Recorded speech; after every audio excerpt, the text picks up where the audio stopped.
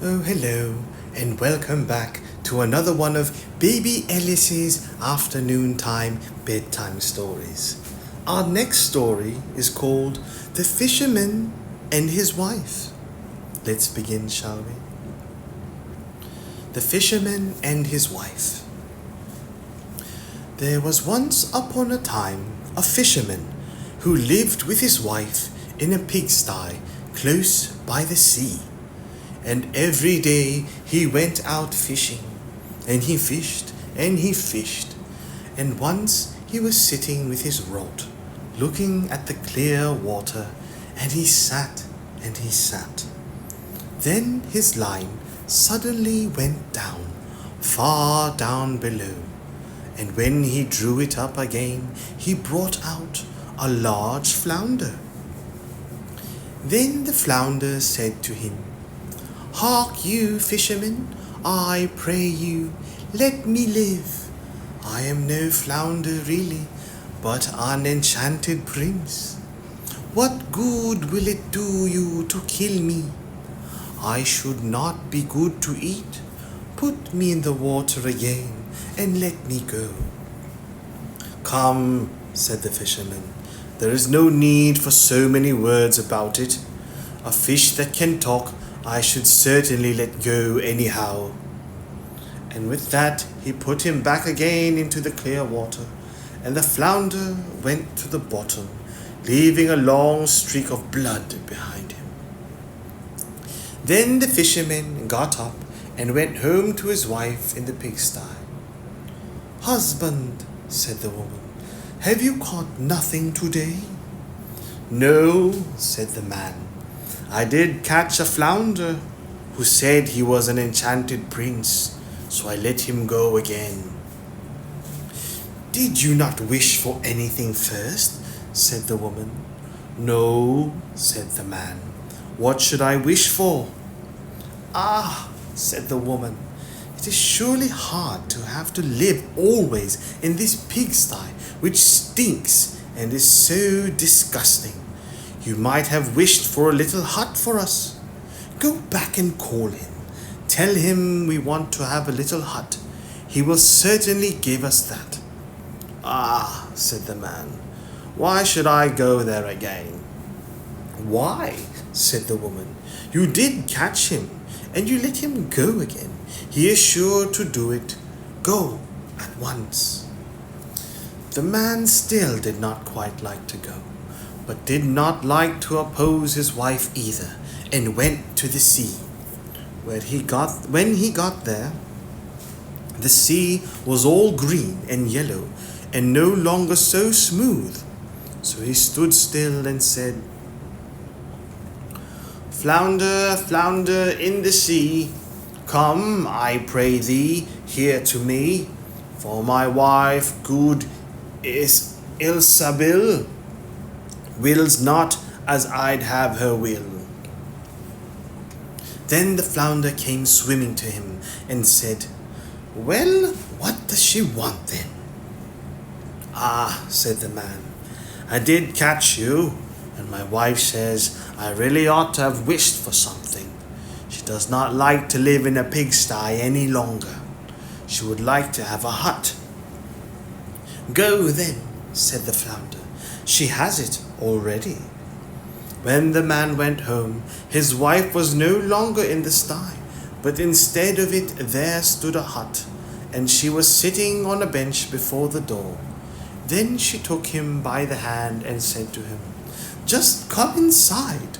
Look, now isn't this a great deal better?"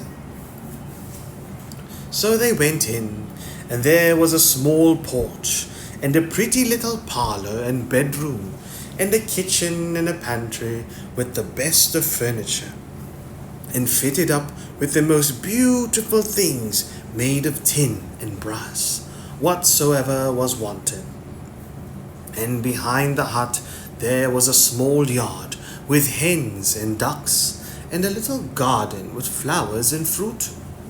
"Look," said the wife, "is not that nice?" "Yes," said the husband, "and so it shall remain. Now we will live quite contented." "We will think about that," said the wife. With that, they ate something and went to bed.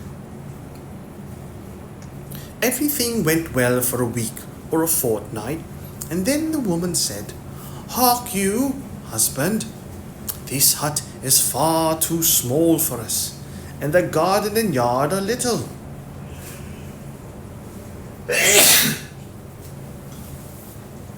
The flounder might just as well have given us a larger house. I should like to live in a great stone castle. Go to the flounder and tell him to give us a castle." "Ah, wife," said the man, "the hut is quite good enough. Why would we live in a castle?" "What?" said the woman. "Just go there. The flounder can always do that." "No, wife," said the man. "The flounder has just given us a hut. I do not like to go back so soon. It might make him angry." "Go," said the woman. "He can do it quite easily and will be glad to do it. Just you go to him." The man's heart grew heavy, and he would not go. He said to himself, "It is not right," and yet he went. And when he came to the sea, the water was quite purple and dark blue and grey and thick, and no longer so green and yellow, but it was still quiet. And he stood there and said, "Flounder, flounder in the sea, come, I pray thee, here to me, for my wife good Ilsabil wills not as I'd have her will." "Well, what does she want now?" said the flounder. "Alas," said the man, half scared, "she wants to live in a great stone castle." "Go to it then. She is standing before the door," said the flounder. And the man went away, intending to go home. But when he got there, he found a great stone palace and his wife just standing on the steps going in. And she took him by the hand and said, "Come in."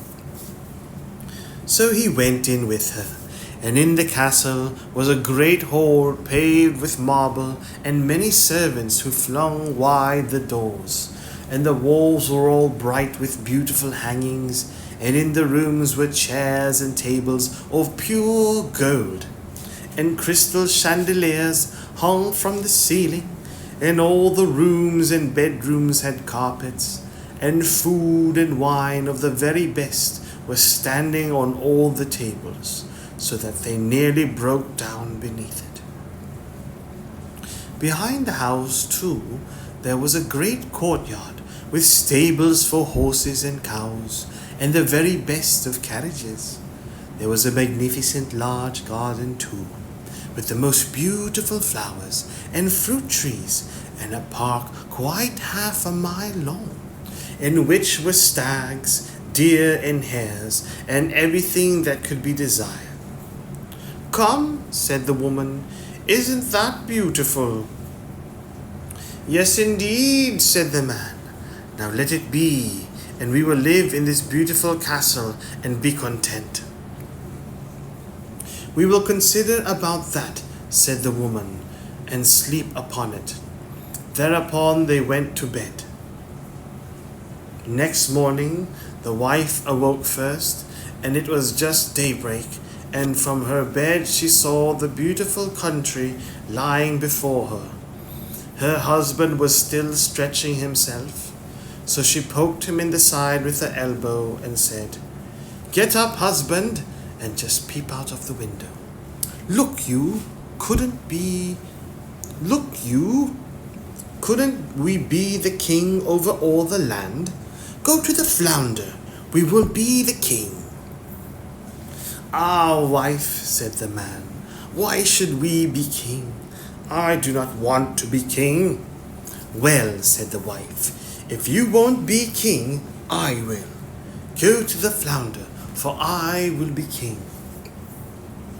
"Ah, wife," said the man, Why do you want to be king? I do not like to say that to him. Why not? Said the woman. Go to him this instant. I must be king. So the man went and was quite unhappy because his wife wished to be king. It is not right. It is not right, thought he. He did not wish to go, but yet he went. And when he came to the sea, it was quite dark grey, and the water heaved up from below and smelt putrid. Then he went and stood by it and said, Flounder, flounder in the sea, come, I pray thee, here to me, for my wife good Ilsabil wills not as I'd have her will. Well, what does she want now? Said the flounder. Alas, said the man, she wants to be king. Go to her, she is king already. So the man went, and when he came to the palace, the castle had become much larger, and had a great tower and magnificent ornaments, and the sentinel was standing before the door, and there were numbers of soldiers with kettle drums and trumpets. And when he went inside the house, everything was of real marble and gold, with velvet covers and great golden tassels. Then the doors of the hall were opened, and there was the court in all its splendor, and his wife was sitting on a high throne of gold and diamonds, with a great crown of gold on her head, and a scepter of pure gold and jewels in her hand, and on both sides of her stood her maids in waiting in a row, each of them always one head shorter than the last. Then he went and stood before her and said, Ah, wife, and now you are king? Yes, said the woman, now I am king. So he stood and looked at her, and when he had looked at her thus for some time, he said, And now that you are king, let all else be. Now we will wish for nothing more. No, husband, said the woman quite anxiously. I find time passes very heavily. I can bear it no longer. Go to the flounder. I am king, but I must be emperor too. Oh, wife, why do you wish to be emperor? Husband, said she, go to the flounder. I will be emperor. Alas, wife, said the man, he cannot make you emperor. I may not say that to the fish. There is only one emperor in the land. An emperor the flounder cannot make you. I assure you he cannot. What? Said the woman. I am the king, and you are nothing but my husband. Will you go this moment? Go at once. If he can make a king, he can make an emperor. I will be emperor. Go instantly. So he was forced to go. As the man went, however, he was troubled in mind and thought it to himself, It will not end well. It will not end well. Emperor is too shameless. The flounder will at last be tired out.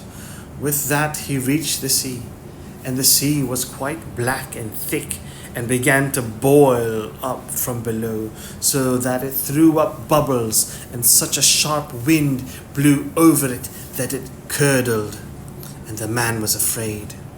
Then he went and stood by it and said, Flounder, flounder in the sea, come, I pray thee, here to me, for my wife, good Ilsabil, wills not as I'd have her will.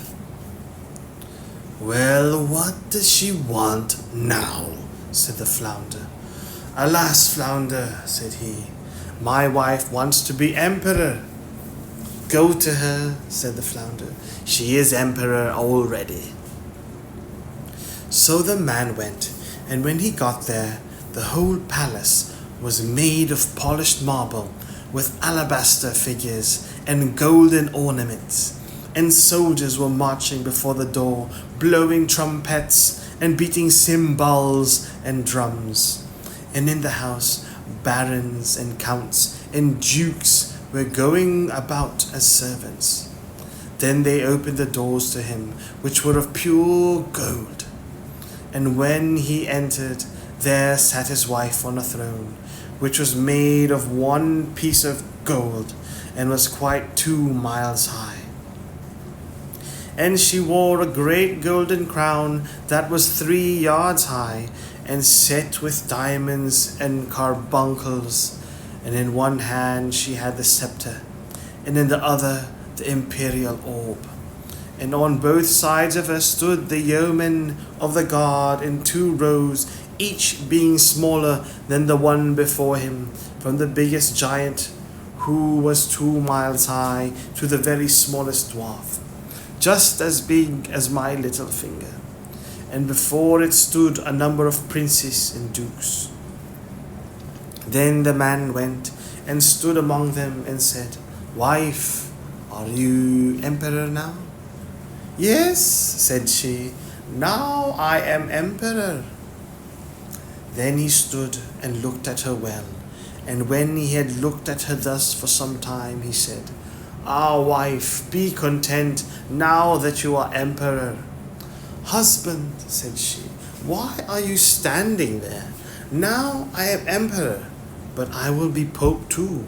Go to the Flounder." "Oh, wife," said the man, "what will you not wish for? You cannot be pope. There is but one in Christendom. He cannot make you pope." "Husband," said she, "I will be pope. Go immediately. I must be pope this very day." "No, wife," said the man, "I do not like to say that to him. That would not do. It is too much. The Flounder can't make you pope." "Husband," said she, "what nonsense! If he can make an emperor, he can make a pope. Go to him directly. I am emperor, and you are nothing but my husband. Will you go at once?" Then he was afraid and went, but he was quite faint and shivered and shook, and his knees and legs trembled, and a high wind blew over the land, and the clouds flew, and towards evening all grew dark, and the leaves fell from the trees, and the water rose and roared as if it were boiling, and splashed upon the shore. And in the distance he saw ships which were firing guns in their sore need, pitching and tossing on the waves, and yet in the midst of the sky there was still a small patch of blue, though on every side it was as red as in a heavy storm.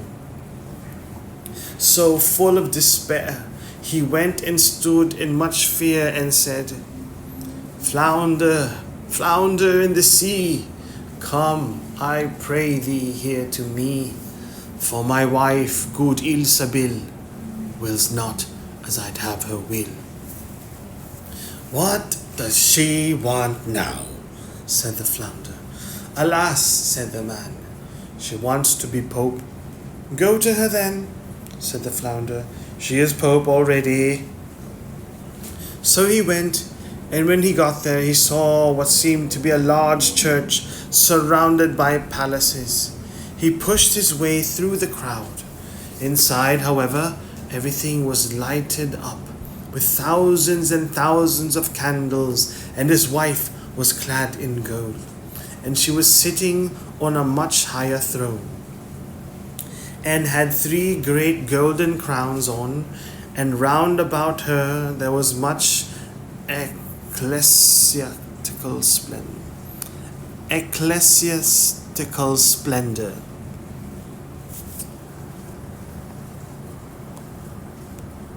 Ecclesiastical. There was much ecclesiastical splendor, and on both sides of her was a row of candles, and the largest of which was as tall as the very tallest tower. down to the very smallest kitchen candle, and all the emperors and kings were on their knees before her, kissing her shoe. "Wife," said the man, and looked attentively at her, "are you now Pope?" "Yes," said she, "I am Pope." So he stood and looked at her, and it was just as if he was looking at the bright sun. When he had stood looking at her thus for a short time, he said, "Ah, wife, if you are Pope, do let well alone." But she looked as stiff as a post, and did not move or show any signs of life. Then said he, "Wife, now that you are Pope, be satisfied.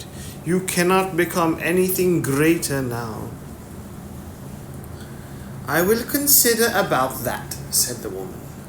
Thereupon they both went to bed, but she was not satisfied, and greediness let her have no sleep, for she was continually thinking what there was left for her to be. The man slept well and soundly, for he had run about a great deal during the day, but the woman could not fall asleep at all, and flung herself from one side to the other the whole night through, thinking always what more was left for her to be, but unable to call to mind anything else. At length the sun began to rise, and when the woman saw the red of dawn, she sat up in bed and looked at it.